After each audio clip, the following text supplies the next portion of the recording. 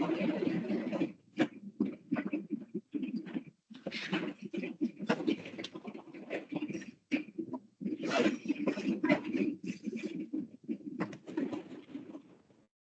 we'll make a start. Welcome to Newcastle. Done that before.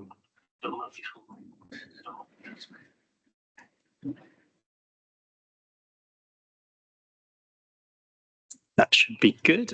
Welcome to Newcastle Borough Council's Cabinet meeting today, joined today by Cabinet members and officers, and also a fellow councillor in the public seating.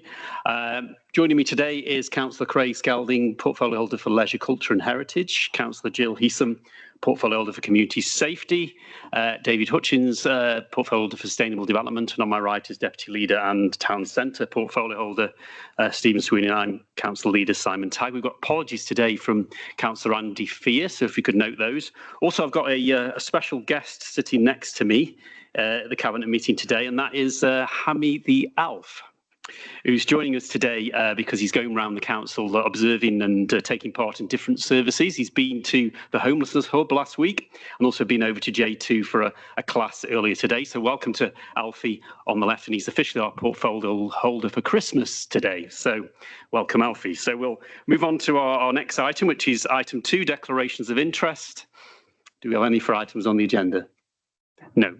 Item 3 is minutes of the previous meeting, which are on page 5 to 12. Can we have a proposer for those, please? Proposer. Thank you. And then, of course, this is from the 4th of November. All agreed? Thank you. That brings us to item 4, our first item of business on the agenda, which is the Wallis Quarry odour issue. And we reach a milestone this month, obviously end of last week, officially on Saturday, but we know the closure was announced on the 30th, 29th, 30th, is since the closure of the landfill following the closure notice by the Environment Agency. So it's been a long year, but our Chief Executive is going to give us an update on our latest paper before us today. Gordon. Thank you, Leader. A fairly short update, but I'm pleased to present this report, as you note, 1 year on from the closure notice. And just some of the changes that we've seen over that period, perhaps best expressed in section 2 of this report. So under section 2.1, complaint data, this may be updated or backdated for November, but as we stand today, neither ourselves nor the Environment Agency have received any complaints in November. And looking back over the past 3 months, a very small number. If we contrast that with as we were heading into the December period for 2024, and you'll remember how high some of those figures got to be over the last Christmas and indeed the Christmas before that. Section 2.5 sets out that 13 spot assessments were undertaken, all of which report an intensity rating of 0, that's no odour. And also in the last month, 6 hydrogen sulfide monitoring exercises were undertaken by our own officers and all recorded 0.00 parts per billion. So on the right track in terms of the work of the restoration, which is also set out, the immediate action to prevent serious pollution, which is also set out in the report under the Environment Agency's update, which can be found at 2.13. The Environment Agency mainly focusing on work to refurbish the leachate treatment plant, which, as you noted at the last Cabinet, had been allowed to fall into disrepair under the operators. Also, just to note that although we are 1 year on from that closure notice, multi-agency meetings continue to happen. As we look at that transition from incident, those will now continue until at least early next year. And then the multi-agency groups will make an assessment of the next phase of activity. So I'll pause there and happy to take any questions, Leader. Thank you. Thank you, Gordon. Yes, I think bit of a flurry of activity media-wise to mark the 12-month anniversary. As it says in the report, I spoke to Radio Stoke and Midlands today relating to the council's position is that obviously local taxpayers shouldn't have to fund the restoration of this site, and that will require government money, given that they gave permission for this against local opposition all them years ago, and also calling for that public inquiry. Of course, we've had a knockback again from the government minister over that, but I feel a public inquiry is needed and needs to be announced at least if its work doesn't start straight away. To actually, for local people to have confidence going forward on the next stage of the Wallace Quarry experience, I'll call it, which is going to be that working towards restoration and capping. I'm going to come back with a couple of questions for Gordon in a minute, but I'm going to just hand over to Steve, who wants to say something first. Yeah, thank you, Leader. I find it a bit disappointing, really, if you look at 1.6.3, that our MP hasn't actually responded yet, I believe, to 2 letters calling for the government to assist us in the Wally's Quarry debacle, and also still continuing call for a public inquiry into this dreadful situation. I think Mary Cray has said, in having one, but I don't think that's good enough. I think it needs a public inquiry, and I think it also needs somebody to say, where's the money going to come from to pay for this thing? We didn't allow it. We didn't want the thing there. The government at the time decided it was a good idea, and I think the government now should be the ones to pay for it, because I don't think it should fall on the pockets of hard-pressed taxpayers in Newcastle. Thank you.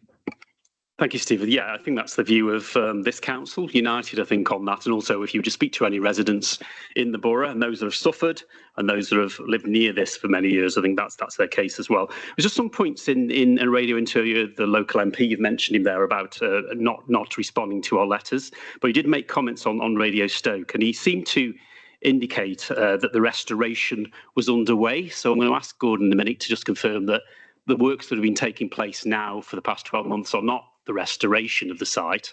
They're just obviously works to enable it to remain a odour-free site. And then also claiming that a public inquiry should take place after restoration. Just to confirm with Gordon the length of time the restoration will take place. I believe it's up to 20 years. So do you have to wait for a public inquiry for 20 years? I don't think so. And also, of course, there's no government money to restore the site anyway. And what we've had really, I believe, over the past year is a sticking plaster, really, using the bond money that was put aside by the previous company that was in the hands of the EA to just keep this site ticking along and not creating the odours. And we need a long-term solution. So just those 2 questions about, is the final restoration of the site underway? As per the planning application, and also will the restoration take however many years? Gordon. Yeah, thank you, Leader. So at the last update that we've had from the EA, obviously the EA providing regular updates to the multi-agency groups, they're clear that their work is to prevent serious pollution under their powers. So they have continued to do that work. We believe that the bond is either expired or due to expire shortly. The EA are working on their resource plan under their powers to carry on the work. So they're finding, I think what they're finding is the scale of the task in terms of, working to that immediate phase of restoring, not restoring the site, but preventing serious pollution. The restoration would be to the plans set out in the original planning permission. And as you note, that relates to the profile. So there's a number of variables in there, but we could be talking decades to undertake a full restoration.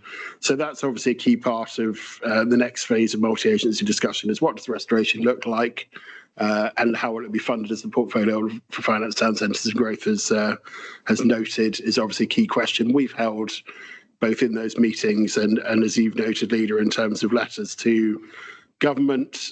This is a national level emergency that requires a national level response.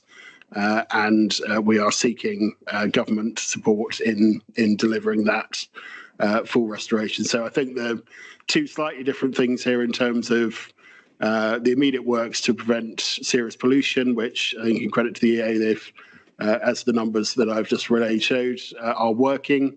That gets to a sort of a holding position, but it's not the full restoration of the site. And we appreciate that there's a case to be made on what that looks like and how you take that forward. And that's certainly the intention as we go forward to work with other agencies to describe what that process looks like. In relation to the public inquiry, I would probably be of the view that a public inquiry is not dependent on the end outcome of the site itself. It's really focused on, what are the lessons, particularly for other sites nationally, that would be useful to know in terms of preventative activity or taking matters forward in regulatory terms for clarity, because I think the experience of this has been as set out really in our own committee of inquiry, where there are a number of points raised for clarity, and those would probably be picked up further in any public inquiry on a suitable timescale.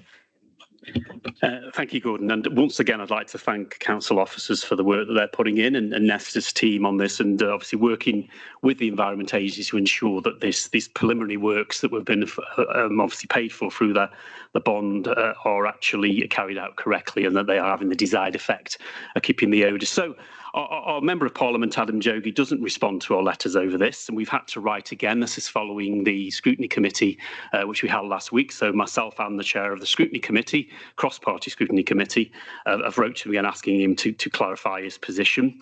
But as I say, as far as I can understand from the radio, he's saying that the restoration has begun. We've quite clearly are not in the restoration stage of this site and are nowhere near. There is no money available because his government isn't providing it.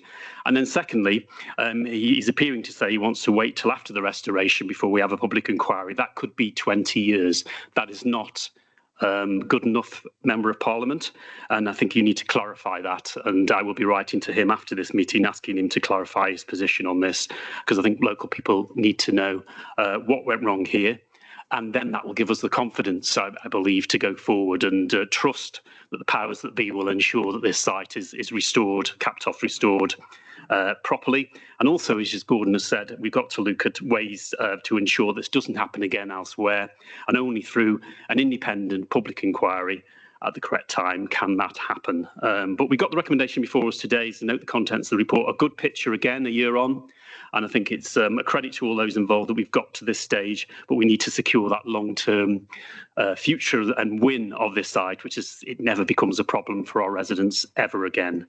Okay, all agreed? Agreed. Thank you.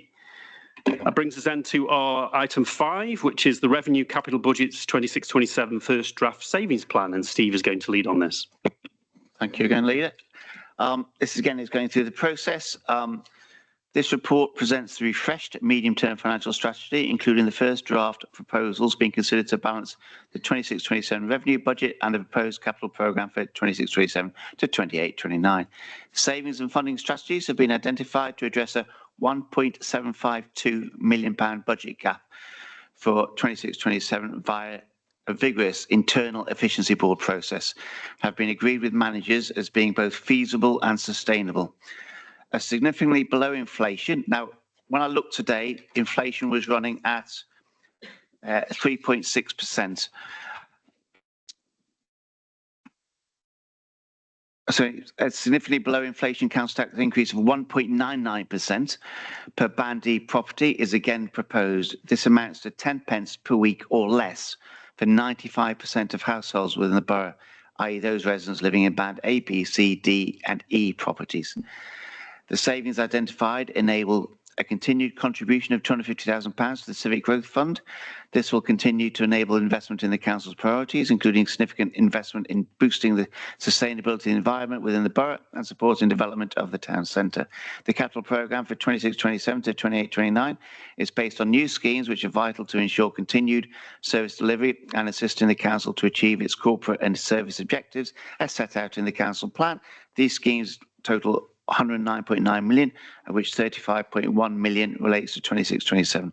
This includes schemes to regenerate the town centre, including schemes partially funded from major investment into the borough successfully secured via the Town Deals Fund for both Newcastle and Kidsgrove. Delivering the capital programme for 26-27 will require prudential borrowing to be undertaken. The impact of borrowing is included in the MTFS. The draft proposals will consist in formulating a financially robust budget for the council for 26-27, continuing to ensure the council's financial sustainability whilst also protecting the services that our residents value. Thank you. Thank you, Steve. Welcome these savings proposals. I think, again, as you said, comes out of a very rigorous efficiency board process, which, of course, we've run those since 2018 and have saved, obviously, over £10 million in the process over those almost 8 years, probably is 8 years now, almost.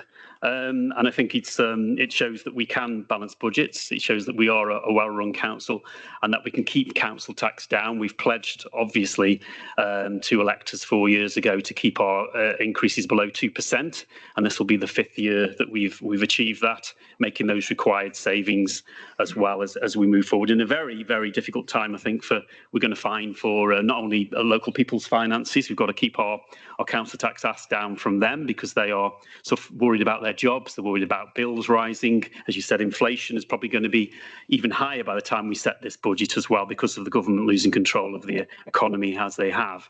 But also for councils as well, costs are rising, but we've managed to keep a lid on that and trying to provide those frontline services which are so important to people, as well as keeping the council tax low. So I'm going to open up now to Cabinet comments. David. Yes, thanks, Leader. I'd like to thank Councillor Sweeney and the S151 officer for compiling this report.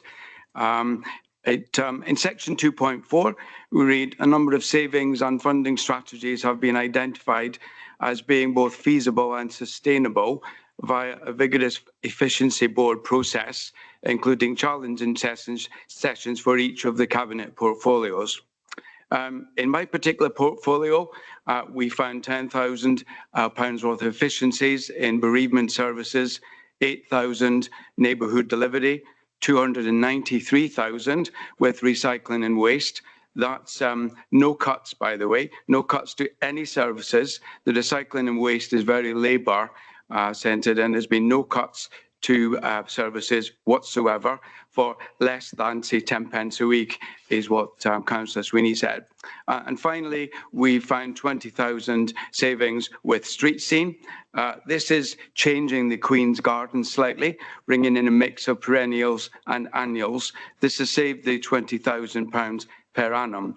So 50% of the gardens will be the annuals, which will grow for one season and die with the onset of the freezing weather, and 50% will be sustainable perennials, which will be there year after year with the potential for continued growing for decades. So, as I said, a very good savings. We've been efficient. And I'd just like to repeat again, there's no cuts to any services whatsoever. And it says in the report in 2.5, the proposed savings for 26-27 have indicated funding strategies identified to date for the period for the medium-term financial strategy have enabled a balanced financial position to be proposed for 26-27. I don't really know how many councils in the country at this point in time would be declaring a balanced financial position, but Newcastle-under-Lyme Borough Council certainly is. Thank you, Leader. Thank you, David. Any other comments from Cabinet members? Anything further from Steve you want to add? No, I thank you for those kind words, David. One thing I actually learned today as well, which is most encouraging, is the number of councils that have had their accounts signed off for last year and finished and done with is 1 in 15, apparently, councils, and we're one of those 1 in 15. So I think is also a point worth noting for a well-run, well-managed council. Thank you, Steve. So recommendations are before us there as printed. Also, just to point that this will now go to our scrutiny committee for review and then come back to us next year for when we then refer our final budget proposals to the council in February to set a budget with a headline of a 1.99 below 2% increase in council tax and that protection of frontline services, which David has pointed out as well. So all agreed? Agreed. Thank you. That then moves us on to our next item, which is the draft housing and homelessness strategy 26 to 30, and Jill's introducing this. Thank you.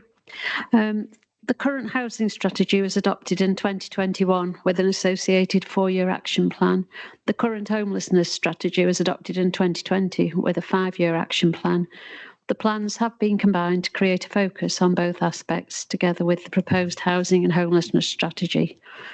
So the housing and homelessness strategy 26 to 30 will focus on 3 housing priorities, and that is housing and health, housing and prosperity, homelessness and rough sleeping. The strategy sets out objectives for each of these priorities, examples of which include to continuously improve housing standards and the energy efficiency of the housing stock, to facilitate the development of a range of affordable housing that meets identified housing needs, and to support those who are faced with homelessness issues, specifically those rough sleeping. An action plan has been developed to show how these will be achieved and is contained in the strategy. The proposal is for public consultation of the strategy, enabling key stakeholders and those affected by the strategy to make their observations, thereby informing and shaping it before its final adoption.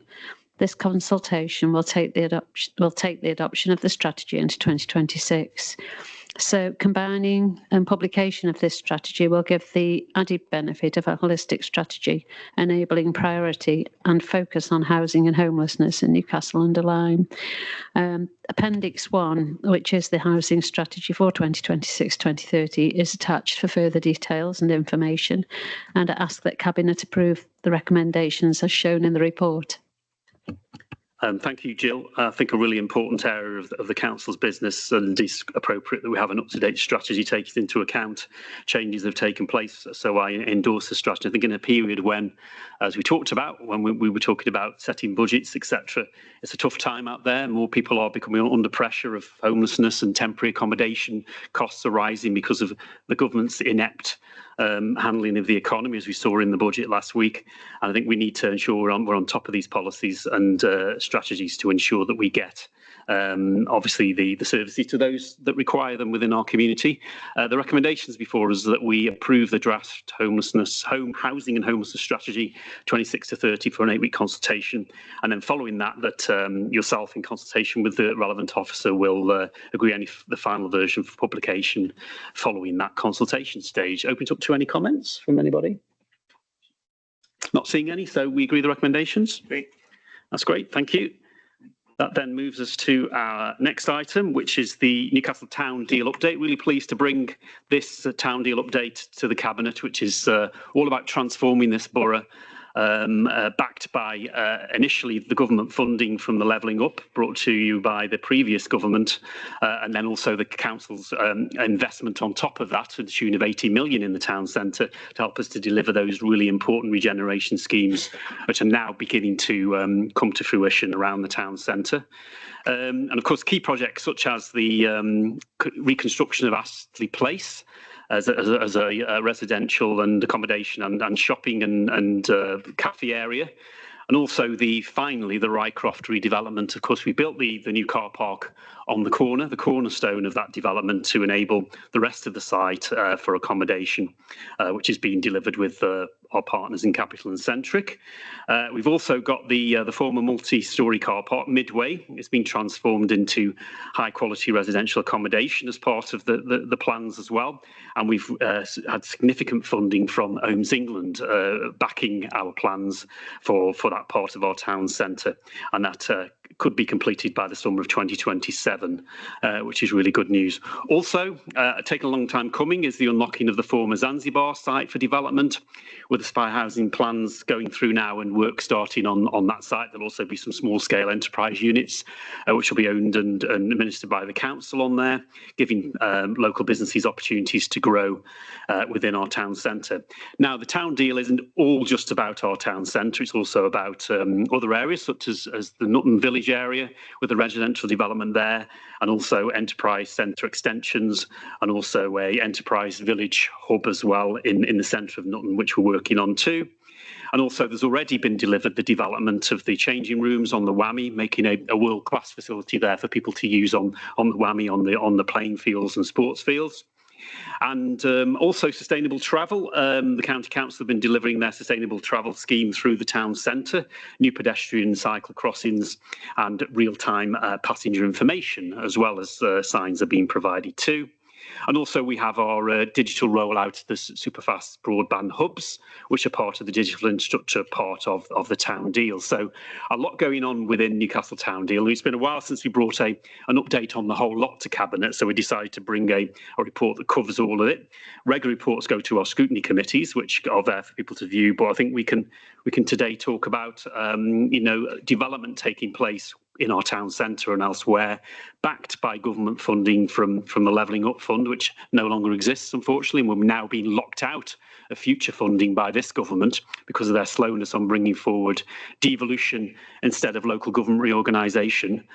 We need devolution, not the latter, and we're not allowed to have any more funding until we go through this tortuous local government reorganisation, which will take many years. So I think we're doing what we can. We're showing what we can do in our town centre, investing council money into the regeneration to help more people to live, work and enjoy the town centre. So I commend this report to Cabinet members and ask for any comments or questions. Steve. I think you've covered most of the points here. The couple of things really. We were there on Remembrance Sunday, and you can see the guys on York Place, Astley Place. Guys there, obviously being respectful and standing still, but the guys are there. You walk past there, you can hear hammering and banging and drills going, that sort of thing. And not during the minute silence. Not during the minute silence. No, absolutely fine. And then you can see people on the Midway car park now starting to work on that. Zanzibar site, you can see people on that. I just think the whole thing is starting to come together, and I think it's so exciting. What I'm really looking forward to is one of these big cranes going up. I've always had a thing about a big crane in town centre. I think it looks like the place is buzzing that. But I think it's an exciting time to be in Newcastle. I'm going to transform this borough, and I can't wait for the future. Thank you. Thank you, Steve. Our Alfie had to close his ears when you were talking about admiring big cranes, but that's another matter. I think through the town deal, we're delivering, I think, real change to the town centre, and people can actually now see that beginning to come to fruition as well, creating those new homes, jobs and opportunities, so we can have that borough we really want, which is a vibrant town centre, and also good housing in other areas of the borough as well, such as Nutton, which has been plagued for many, many years of the poor quality of housing.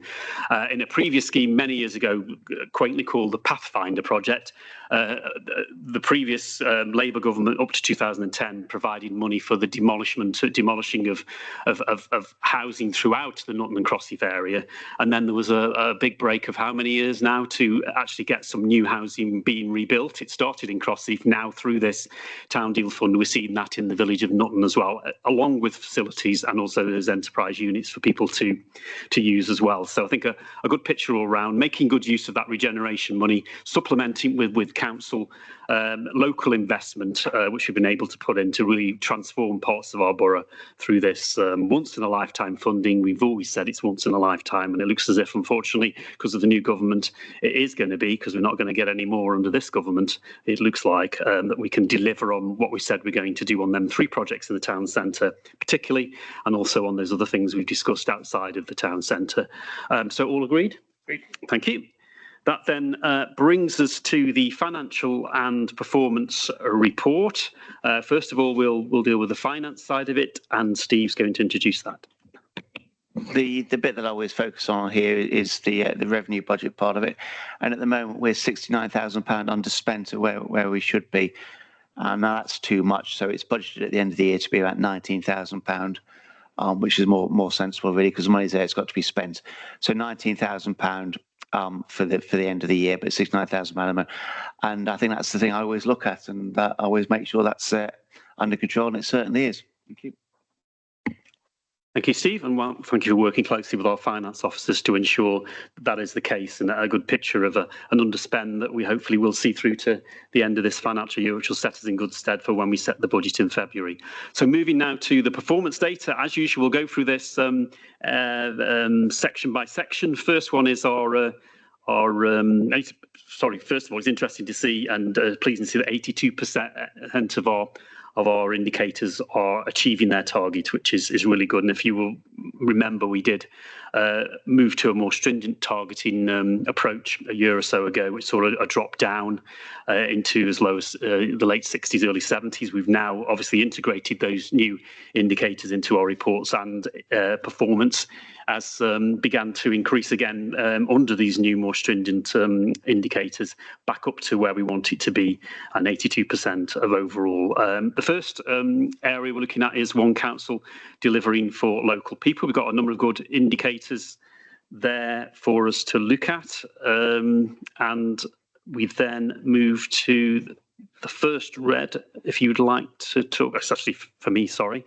First one is the total number of digital transactions, which is under target. But I think, again, we will look at this when we review the targets. This is not necessarily a bad thing. It's actually that because we have now our new website and our online forms, that people are actually probably clicking once or twice rather than continually clicking to get to where they want to get the service they require. So I think I'm going to be talking to our IT officers and also the One Council team as well, to see how we can make that more of a relevant indicator going forward. So that's the only red really on those first tranche. But now we come to the area of recycling and waste for you, David. You've got a red there to talk about.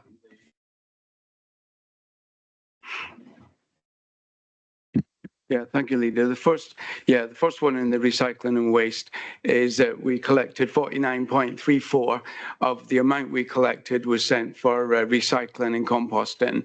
It's slightly down on the 51% target. It has been a very dry summer, so the garden waste collection has been down, and that's been reflected in that negative. We also changed the target this year, made the target a bit more feisty. If we had last year's target, then we would have made target. So we're slightly down, but it's not anything that I'm overly concerned about. Thank you. When I was struggling for word I think feisty is a good word to use. I was sort of struggling to find how. Yeah, feisty is good. Let's keep feisty. So I think there is an explanation for that, isn't there? We've upped the target, didn't we? And we've still met our previous target and over met that, but we're just below. And we did have, even though it's a long time ago now, and we've had so much rain since, we did have a very dry summer and early autumn, didn't we? Which led to less, as you said, green waste being put through the system. Is there anything else you'd like to raise, David, on the on waste and fly tipping? There is a red there. Yeah, just mentioning again the recycling and waste collections. 99.97% of the collections were made on time, which again is holding fast on that one, the same as last year. So for every 10,000 collections, we just missed 3, which is exceptional news, and I'm very proud of the recycling and waste team. If we come to the fly tipping, as you mentioned, we had 582 incidents of fly tipping in the borough over the last 6-month period. 4.62, sorry, the target is all fly tipping to be cleared within 6 days. We made a 4.62 target, so we've cleared the fly tipping within our targeted 6 days, which is great news. We have given ourselves a target of 1.5% of the fly tipping incidents we will try and prosecute. We've come in at 1.37. Which is slightly down on target. I think I'm currently speaking with officers about making this for information only target moving forward into next year. When we go to a fly tipping incident, it is aprons, gloves on, and we do go into whatever's been fly tipped, and we do try very hard, get the information to create a fixed penalty notice. But we can only do what we can. But we have issued 8 fly tipping fixed penalty notices. So we take fly tipping very seriously at the borough. We have a 0 tolerance, which is rightly so. Thank you, David. There's a number of planning-related indicators there as part of our successful and sustainable growing board. They're all on green. I'm sure if Andy was here, we'd talk about some of those. And I think that the thanks to the staff, particularly on the major and applications and non-major, we're well on target for those as well. So that's a good picture. Moving now then to the Craig's area, which is obviously the leisure and other things, such as the museum and J2. Over to you. Thank you, Leader. Starting off with the Brampton Museum continues to increase visitors accessing the museum in person. This shows an impressive growth, delivering on the economic and cultural legacy since the celebrations of the 850th year of the Borough. The museum continues to build on success with a steady stream of awards that recognise the hard work put in by the team at the museum. They've recently, including recognition from the Love Ya Annual Awards in October and the Power of Place Awards in Birmingham in November. So they keep driving this, and this is all driven by a busy diary of exhibitions, talks and events. So long may it continue at the museum. On to J2. Steady and sustainable growth in the centre, with membership now reaching 4,184. So there's good membership growth there. The next KPI, this is the customer service satisfaction KPI. This has been reintroduced following implementation of a new monitoring system from the net score providers. We set the target at 75% and achieved well over that at 79.25%. So from a new KPI, this is performing well, and we'll continue to monitor this in the future. Thank you, Craig. Good news there in your portfolio area. Moving on to Jill's now. First of all, the community safety side, and then we'll do homelessness after. Yeah, in Q2, we've had fewer cases received compared to the same period in the previous financial year. I think targeted training has recently been delivered to professionals to strengthen the triage and assessment of antisocial behaviour cases, ASB cases, and that's improved both the quality and the consistency of responses. We continue to build on our work with Staffordshire Police, and I think that's working very well at the moment. So it's quite a nice place to be in, that the antisocial behaviour is decreasing since last year. Homelessness? Yeah, we had the last rough sleep account a couple of weeks ago on the 14th of November, and compared to last year, well, compared to the last rough sleep account, it's reduced to 12.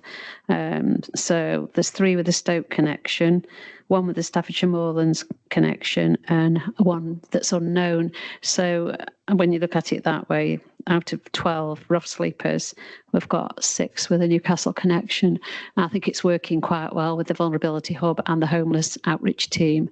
So of course we're picking people up and we're actually working with them to get them into accommodation. Thank you, Jill. And then finally, Town Centre for All. We've got 3 indicators there to look at: car parking, footfall and market occupancy. Steve, comments? No, it's all looking good. I'm pleased to report that the car parking now is going on an upward swing. We need about 30,000 tickets a month to sort of hit our targets, and the last 4 months we've done that. So a poor start to the year, mainly caused, I think, by the flux of all the new people in the town, the builders putting vans on places for weekends, things like that. I think that's impacted on things, but it's the last 4 months is definitely coming back. It's most encouraging when you look at it. Thank you.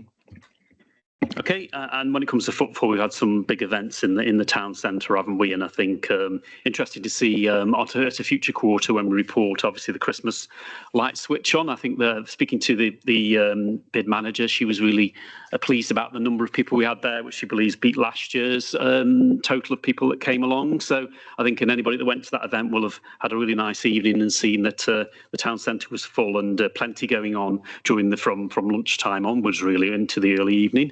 So that's really good. And then markets in general, anything further to add on the market, Steve? No, it's going along very well, and the specialty markets especially doing very, very well indeed. Thank you. Okay, so that's the performance data. We were asked to review that as part of the recommendation of the report. All agreed? Agreed. Thank you. That brings us then to item 9, which is the forward plan, which is printed in the agenda. Let's quickly go through that as we usually do. We've got obviously our December meetings, which we've had all those items. In January, we'll be having the revenue and capital strategy coming back to us on 13th of January. Phase 7 Borough Tree Planting Strategy, Civic Pride Strategy Annual Review as well in January, and then also schedule fees and charges, and also an update on the Council Sustainability Environment Strategy and Delivery Plan, as well as a Financial Wellbeing and Advice Service report as well, and also support Staffordshire supporting Staffordshire's local nature recovery strategy, and a Wallace Quarry update. So a big meeting for us in January. Then on February the 3rd, we've got local government organisation update, Q3 performance, approval of contract for H&S monitoring, and then the revenue and capital strategy comes to us as a final time before it then goes to council. And we've also got the Wallace Quarry odour update and irrecoverable items as well, which goes over into March 17th. We've got 2 items at the moment for that. So a busy post-Christmas period for us as well in the new year. All agreed the forward plan? Thank you. That brings us to item 10, which is urgent business. I don't have any urgent business. I'll just ask the Alf if ever he's got any urgent business. No, even though I heard a little something, that's fine. So moving to item 11, we've got disclosure of event information. There isn't any, no items of confidential nature on the agenda, but no requests by members of the public or councillors to speak. So that concludes our meeting today. Thank you.